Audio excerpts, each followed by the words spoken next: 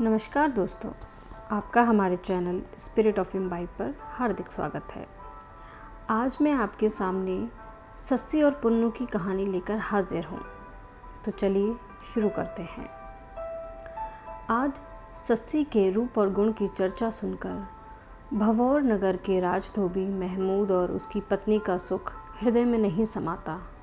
दोनों को वह दिन भी याद है जब कुदरत ने उनके सूने जीवन और आंगन में किलकारियाँ भर दी थीं। वे नदी में कपड़े धो रहे थे कि अचानक एक संदूक तैरती हुई उनके पास आ लगी थी। उत्सुकता से महमूद ने संदूक खोला तो उसमें एक नवजात बच्चा निकला। उसके गले में सोने की जंजीर, जंजीर में ताबीज़, संदूक का बाकी हिस्सा हीरे जवाहरात से भरा। महमूद और उसकी बीवी ने बच्ची को खुदा की नेमत मानकर कबूल किया। दिन पर दिन चांद की तरह खिलते रूप को देखकर माता पिता ने नाम रखा सस्सी। सस्सी के मुख पर सूर्योदय की आभा थी, कमर में लहरों की लचक, आँखों में आकाश की झलक, चाल में वायु की हिलोर और शब्दों में तारों का ताल था। लोग देर तक उसे देखते रहते, उसके बारे में बातें करते रहते। अपने गांव की लड़कियों की ज़िंदगी में सस्सी ने नया रंग भर दिया। सहेलियों को सस्सी ने नए उल्लास से भर दिया। दिन भर वे अपने माता पिता के साथ पहले से कहीं ज़्यादा काम करती और शाम के समय खेलती और नाचती। धोबी लड़कों के कठिनाइयों भरे बेरंग दिलों में भी सस्सी ने कई रंग भर दिए। सस्सी की आंखों में परवान चढ़ने के लिए वे कई छोटे मोटे काम करते। वे सस्सी के बाग की रखवाली करते, उसके किसी न किसी काम आने की प्रतीक्षा करते रहते। एक दारा नाम का लड़का था जिसे न अपनी अक्ल पर कोई गर्व था न अपनी शक्ल पर। वह लुक छिपकर सस्सी के बाग में चला जाया करता था। एक दिन सस्सी की सहेलियों ने उसके गले में अपने दुपट्टे डाल दिए और इधर उधर खींचने लगी। सस्सी आई तो उसे छुटकारा मिला, पर दारा यही कहता गया, ऐसा बदला लूँगा सस्सी कि याद रखोगी। तुम परिंदे की तरह फुदक रही हो, अगर तुम्हें पिंजरे में न डलवा दिया तो कहना। भंवोर के राजा की कोई संतान नहीं थी। अब दूसरी शादी की बातें होने लगी। योग्य लड़कियों की खोज शुरू हुई। दारा ने बदला लेने की खातिर राज दरबार में आकर बताया कि महमूद धोबी की बेटी हुस्न की शहजादी है। राजा ने हुक्म दिया कि महमूद धोबी अपनी बेटी के साथ दरबार में हाजिर हो। धोबी के दिल में डर बैठ गया। राजा अब सस्सी को उसके पास रहने नहीं देगा। इतनी खूबसूरत किसकी बेटी हो तुम? राजा ने चौंक कर पूछा। महमूद धोबी और उसकी बीवी की, सस्सी ने कहा। तुम कोई शहजादी लगती हो। शहजादी? मैंने कभी कोई शहजादी नहीं देखी। तुम धोबन ही सही, पर मैं तुम्हें रानी बनाना चाहता हूँ। धोबन को आप रानी कैसे बनाएंगे? शादी करके। राजा उठकर उसके पास चला गया। अचानक सस्सी के गले में पड़े ताबीज़ पर उसकी नज़र पड़ी। वह चौंका और एकाएक ठिठक कर खड़ा हो गया। यह ताबीज़ तुम्हारे गले में किसने डाला है? मेरी माँ ने। लाओ, मैं इसे देखना चाहता हूँ। नहीं महाराज, माँ का कहना है कि मैं इसे गले से कभी ना उतारूँ। राजा ने अपनी रानी को बुलवा भेजा। वह आई तो उसने देखा और कहा, देखो तो सस्सी के गले में यह ताबीज़ कैसा है। रानी ने ताबीज़ सस्सी के गले में ही रहने दिया और उसे उलट पलट कर देखा। फिर उसने सस्सी के सुंदर मुख की ओर ध्यान से देखा। हाय, मैं मर जाऊं, यह ताबीज़ तो मैंने अपनी अभागिन बच्ची के गले में डाला था। राजा और रानी दोनों ने अपनी उंगलियां मुंह में डाल लीं। फिर महमूद धोबी को बुलवाया गया। उसकी टांगें कांप रही थीं। राजा ने उसे सारी बात सच सच बताने की धमकी दी। उसने सारी बात सच सच कह सुनाई। रानी सस्सी से लिपट गई और रोने लगी। मेरी शहजादी बेटी। महमूद से खड़ा नहीं हुआ जा रहा था। रानी की बाहों में से छूटते ही सस्सी ने उसने महमूद को बाहों में भर लिया और राजा से प्रार्थना की कि उसे बैठने की इजाज़त दे दी जाए। धोबी के पास ही राजा और रानी भी बैठ गए। तब राजा ने अपने सीने पर हाथ मारकर अपनी कहानी सुनाई। 18 साल हुए, हमारे घर यह बच्ची आने वाली थी। हमने ज्योतिषी बुलाए। उन्होंने हमारी इस बच्ची को खानदान का कलंक बताया और कहा कि यह किसी मुसलमान से शादी करेगी और इसके इश्क की दुनिया भर में चर्चा होगी। सो हमने इसे पैदा होते ही दरिया में बहा दिया। यह ताबीज़ इसकी माँ ने इसके गले में डाला था। तब से आज तक इसी माँ के चेहरे पर कभी हंसी नहीं आई। तब से कोई दूसरा बच्चा भी हमारे घर नहीं आया। हमने बहुत बड़ी गलती की है सस्सी बेटी, तुम्हें हम मुंह दिखाने लायक नहीं हैं। महमूद क्या कहता, अब रानी की तो सिसकी निकल गई। मेरी जान सी बेटी, हमारी गलती माफ़ कर दे और अपना घर संभाल। सस्सी ने अपनी जननी के जुड़े हुए हाथ अपने हाथों में लेकर कहा, मेरा यह फ़ैसला रानी माँ दरिया में बहा देने के आपके फ़ैसले से कम मुश्किल नहीं है। मैं अपने पालक पिता से इस बारे में सलाह करके कल आपको बतलाऊंगी। इस वक्त आप यह मेहरबानी कीजिए कि मेरे पालक पिता को किसी सवारी पर घर पहुंचा दीजिए। अगले दिन राजा और रानी सस्सी के फैसले की प्रतीक्षा में बैठे थे। सांझ के समय एक धोबी सस्सी का पत्र लेकर उनके पास आया। राजा ने कांपते हुए हाथों में पत्र खोला और रानी को सुनाते हुए पढ़ने लगा। मेरे जन्मदाता माता पिता, पानी में बहा दिए गए कलंक को जान समझकर जिन्होंने मुझे पाला, उनका हक मैं उनके घर में रहते हुए भी चुका नहीं सकूंगी। और उनके घर से चले जाना, ओह, कल आपने मुझसे माफ़ी मांगी थी, आज मैं आपसे माफ़ी मांगती हूँ। पर जब भी आप बुलाएंगे मैं मिलने के लिए आया करूँगी। आपकी सस्सी। राजा ने रानी को समझा दिया कि सस्सी के इस फैसले को बदलने की कोशिश का कोई फ़ायदा नहीं होगा। उन्होंने अपनी तकदीर दरिया में बहा दी थी। अब सस्सी की खुशी और उनका सुख इसी में है कि सस्सी को स्वतंत्र होकर जीने दिया जाए। सस्सी की स्वतंत्रता बढ़ गई थी। सस्सी के हुस्न की चर्चा दूर दूर तक देश विदेश में होने लगी। कच्छ मकरान से एक बार सौदागर आए, कई दिन तक भंबौर में रहे। सस्सी के हुस्न की चर्चा उन्होंने भी सुनी थी, क्योंकि उनका अपना शहज़ादा भी बड़ा रसीला व जवान था। राजधानी की कई सुंदरियां जब उसे देखती तो अपना दिल थाम लेती। सौदागरों के काफिले का सरदार बेबियो शहज़ादे का दोस्त था। बेबियो ने जब बम्बोर की सुंदरी को देखा और जाना कि उसका नाम सस्सी यानी कि नया चांद है, तो अनायास उसके मुंह से निकल गया, बिस्मिल्लाह, यह चांद तो हमारे पूरन चंद पुन्नू के लायक है। जल्दी से जल्दी काम ख़त्म करके बेबियो कच्छ मकरान लौटा। बेबियों की बातें सुनकर पुन्नू ने भी काफ़िला तैयार किया। पुन्नू को इत्र फुले से बहुत प्यार था।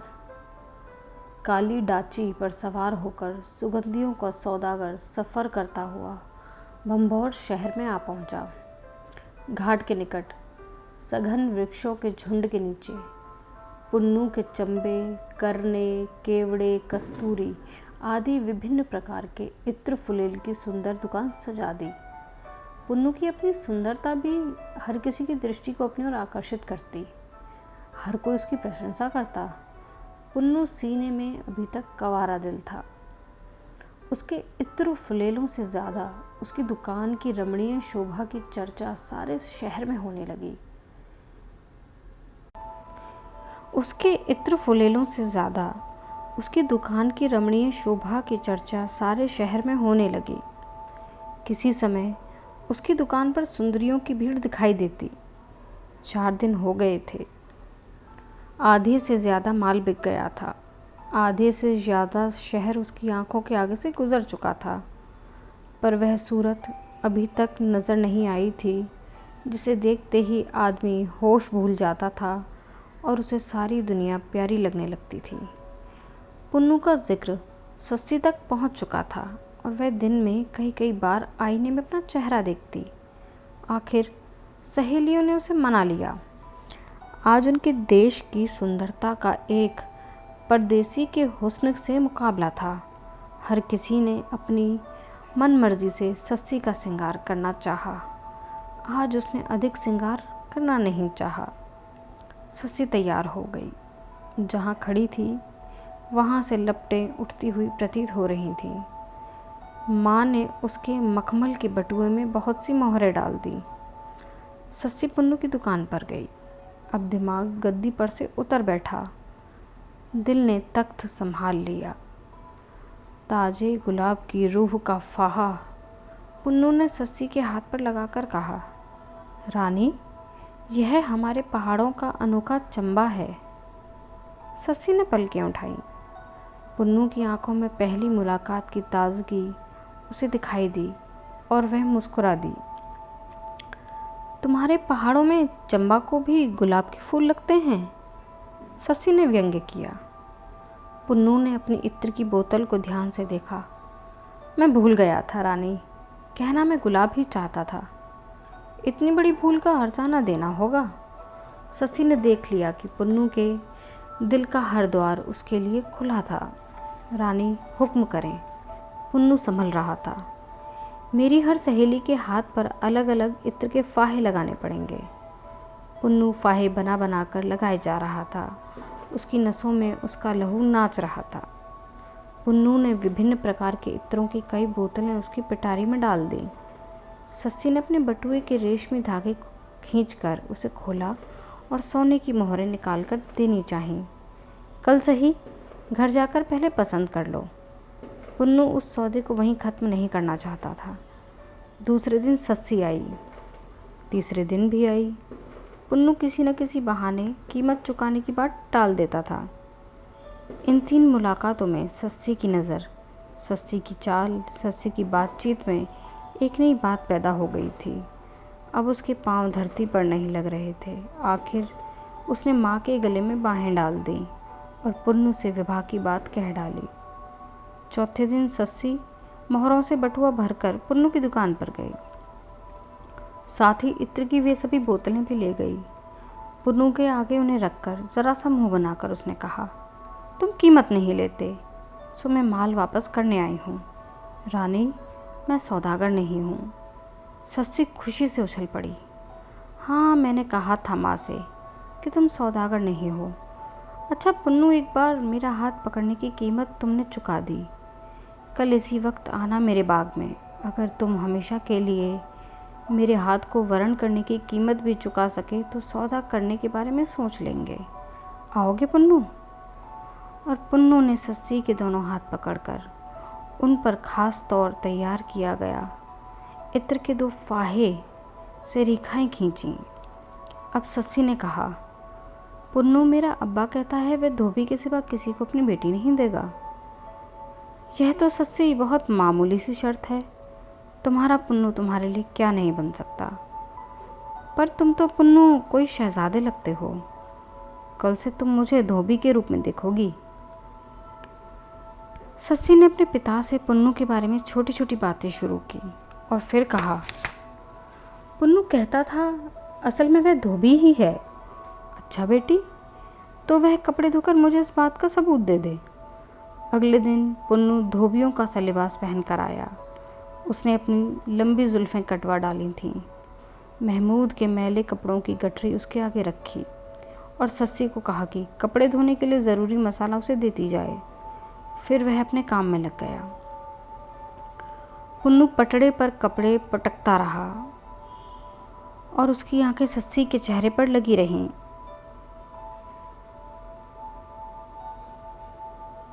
कपड़ों की ओर खास ध्यान न रहने के कारण कुछ पुराने कपड़े फट गए। तहें लगाते समय सस्सी ने उन्हें देखा तो चिंतित हो उठी। आखिर सस्सी को एक बात सूझी। क्या कुछ मोहरें गंवाने के लिए तैयार हो?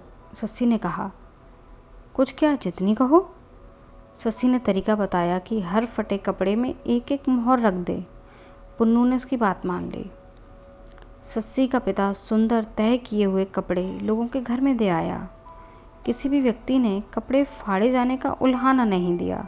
सभी पहले की अपेक्षा ज़्यादा खुश दिखाई दिए।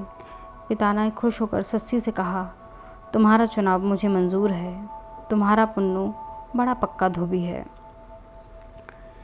सस्सी और पुन्नू की शादी हो गई। राजा और रानी ने सौगातें भेजी। सभी धोबियों ने जश्न मनाया। नौजवान धोबी खुश थे कि सस्सी से शादी करने वाला व्यक्ति उसे उनके पास से नहीं ले जाएगा, बल्कि उनके शहर का धोबी बनकर उनकी बस्ती की रौनक बढ़ाएगा। धोबी घाट, धोबी बस्ती, सस्सी का बाग और सस्सी का घर राजधानी में सुंदरता के यात्रा स्थल बन गए। पर पुन्नू के शहर कच मकरान में शोक छा गया। उसके माता पिता दुखी और लज्जित थे। यद्यपि भाइयों को पुन्नू की कोई परवाह नहीं थी, फिर भी खानदान के नाम पर जो धब्बा लग गया था वह उन्हें बेचैन किए हुए था। लोग कहते, बड़ा शहजादा धोबिन से शादी करके धोबी बन गया। उन्होंने माँ की ओर से संदेश देकर कई व्यक्ति भंभौर भेजे। वे यही जवाब देकर लौटे, माँ तुम्हारी याद मुझे भूली नहीं, पर पिताजी के तख्त के लायक मैं कभी नहीं था। उसके लिए मेरे योग्य भाई जिंदा रहें। भाइयों ने एक और तरीका सोचा और पुन्नू को कहला भेजा, तुम्हारी रज़ा में हम राज़ी हैं, पर अपने सुंदर भाई को एक बार हम देखना ज़रूर चाहते हैं। सस्सी फूली नहीं समा रही थी कि उसके पुन्नू के भाई आएंगे, उसके शहजादे देवर आएंगे। अपनी देवरानियों के लिए उसने सौगातें जमा लीं, अपने घर को सजाया। भंभौर के धोबियों की खुशियों का ठिकाना नहीं था। शाही मेहमान उनकी बस्ती में आने वाले थे, उनकी बस्ती में रहने वाले थे। बस्ती की हर झोंपड़ी सजकर जैसे दुल्हन बन गई। उमर और तुमर, पुन्नू के भाइयों का काफिला आया। 4 दिन तक उसी बस्ती में जश्न होते रहे। गीत गाए गए, तमाशे हुए, नाच हुए। उमर और तुमर ने पानी की तरह पैसा बहाया। जो आया खुश होकर लौटा।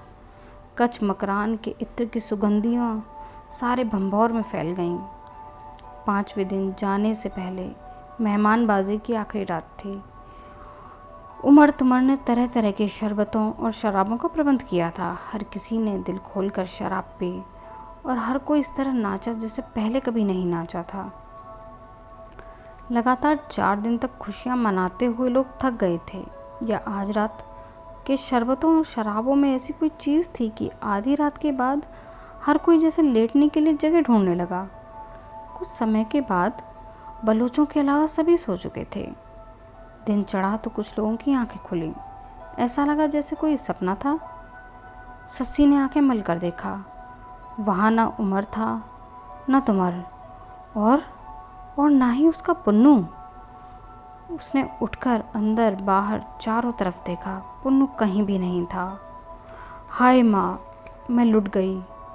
वे लोग पुन्नू से मिलने नहीं, उसे धोखे से ले जाने आए थे। दिन भर माँ और सहेलियों ने उस पर पहरा रखा। सस्सी के दिल में से आहें उठ रही थीं। उसने अपना सारा श्रृंगार उतार डाला, बाल खोलकर गले में डाल लिए और रह रहकर कहने लगी, जालिम बलोची, मेरा पुन्नू मुझे लौटा दो। सहेलियाँ उसे पकड़कर संभाले हुए थक गई थीं। सस्सी भी थक हार चुकी थी। वही समय था जब पुन्नू को उसके भाई डाली पर बैठा रहे थे। सस्सी चौंक कर उठ बैठी। उसकी सहेलियाँ लेटी रहीं, उन्हें नींद आ गई थी। पुन्नू का गले में डालने वाला दुपट्टा खूंटी पर टंगा दिखाई दिया। सस्सी ने उसे चूमा और चुपचाप घर से बाहर निकली।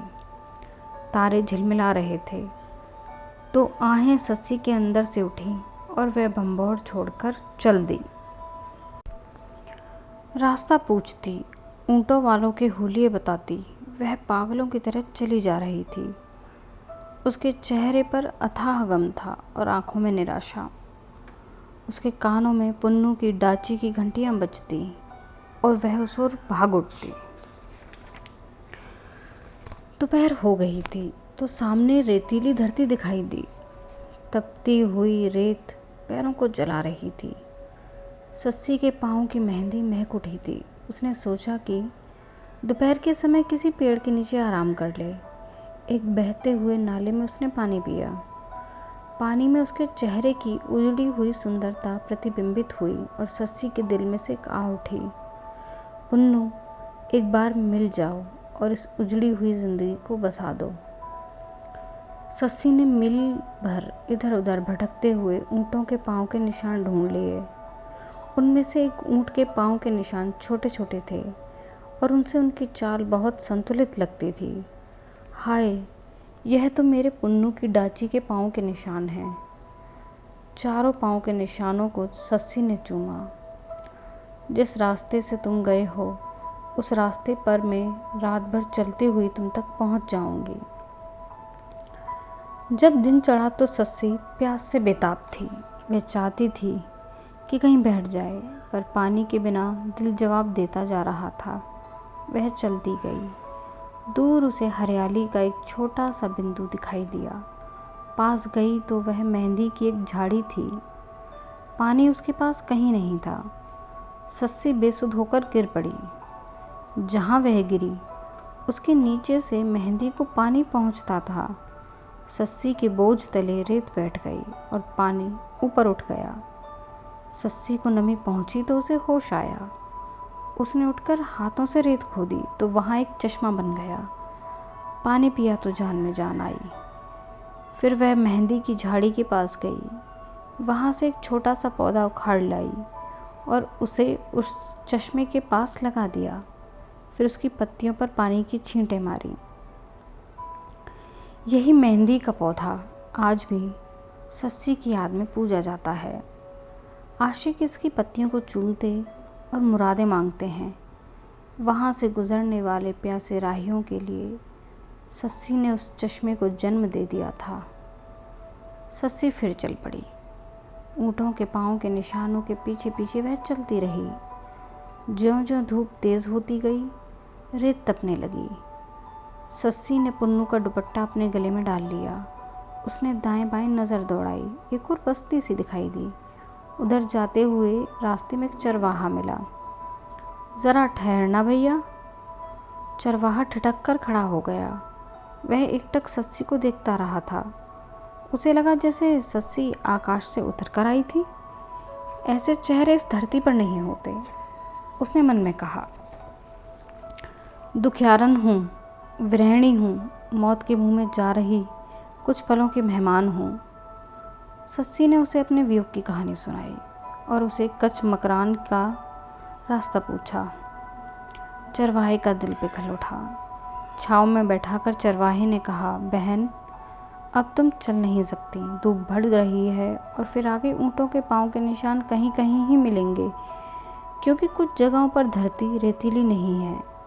मेरे घर वाले तुम्हारी देखभाल करेंगे। मैं आज ही कच्छ मकरान जाऊंगा और तुम्हारे पुन्नू को तुम्हारी खबर पहुंचाऊंगा। सस्सी ने चरवाहे का धन्यवाद दिया और कहा, मेरे अच्छे भैया, जाकर पुन्नू को कहना कि दुखों की सताई हुई तुम्हारी सस्सी दीवानी बनी भटक रही है। सस्सी तड़प रही थी। चरवाहे का सारा परिवार उसकी सेवा में लग गया। कोई उसके माथे पर ठंडे पानी की पट्टियाँ रखता, कोई उसके मुंह में पानी डालता, कोई उसकी कुशलता के लिए ईश्वर के आगे हाथ जोड़ता। 2 दिन बड़ी ही मुश्किल से बीते। कई बार ऐसा लगा जैसे सस्सी कुछ ही पलों की मेहमान थी, पर कोई कहता वह सामने कोई आ रहा दिखाई दे रहा है। सुनकर होठों पर आई सस्सी की जान रुक जाती। वह रही डाची, काली डाची भागी हुई आ रही है। सस्सी की आंखें खुलीं, पर सामने कुछ न देखकर फिर बंद हो गईं। आखिर खाली डाची झोंपड़ी के बाहर आकर रुकी। उसकी गर्दन में घंटियां बज रही थीं। उनकी आवाज़ सस्सी के कानों में पड़ी। डाची पर से 2 सवार उतरे। उनमें से एक चरवाहा था। दूसरे ने उतरते ही चीख कर कहा, कहाँ है मेरी सस्सी? पुन्नू को सस्सी के पास ले जाया गया। सस्सी, मेरी सस्सी। सस्सी ने आंखें खोली। उसके होठ मुस्कुराए, बाहों में हरकत हुई। पुन्नू ने उसे बाहों में भर लिया,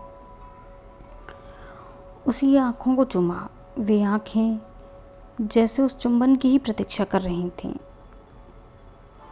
और पुन्नू की चीख सभी के दिलों को चीर गई। हाय मेरी सस्सी। पुन्नू रात भर सस्सी के कानों में रो रो कर अपने भाइयों के जुल्मों की कहानी कहता रहा। दिन चढ़ा तो सस्सी के लिए कब्र खोदी गई। कब्र को देखकर पुन्नू ने कहा, और चौड़ी करो, इसमें सस्सी अकेली नहीं लेटेगी। जनाजा कब्र में उतारा गया। नहीं, एक तरफ करके रखो और अभी मिट्टी न डालो, मैं दुआ कर लूँ। कब्र के सिरहाने बैठकर पुन्नू ने आंखों पर हाथ धर लिए। इसके बाद जो हुआ वह केवल पुन्नू ने देखा। दुनियावी नज़र से उसे देखना मुमकिन भी न था। आंखें बंद होने की देर थी कि सस्सी कब्र में से निकल आई। सस्सी ने पुन्नू का हाथ चूमा और उसकी समय वह कब्र में दाखिल हो गई। पुन्नू ने आंखों पर से हाथ उठाए और चौंक उठा। उसने कब्र में झांका, जनाजा उसी तरह वहाँ पड़ा था। उसने वहाँ खड़े लोगों के चेहरों की ओर देखा, सब लोग रो रहे थे। उसने कब्र की परिक्रमा की और उसके मुंह से ऊंची चीख निकली, ओ मेरी सस्सी। और उसने कब्र में छलांग लगा दी। अचानक चमत्कार हुआ। मिट्टी उठ उठकर कब्र को ढकने लगी। सस्सी और पुन्नू एक साथ ज़मीन में समा गए। वे नहीं रहे, रह गई प्रेम की टीस उठा देने वाली याद। यह थी आज की कहानी सस्सी और पुन्नू। इस कहानी का पुनर्लेखन ईशान अग्निहोत्री ने किया था। आज के लिए बस इतना ही। धन्यवाद मित्रों, मिलते हैं अगली कहानी के साथ।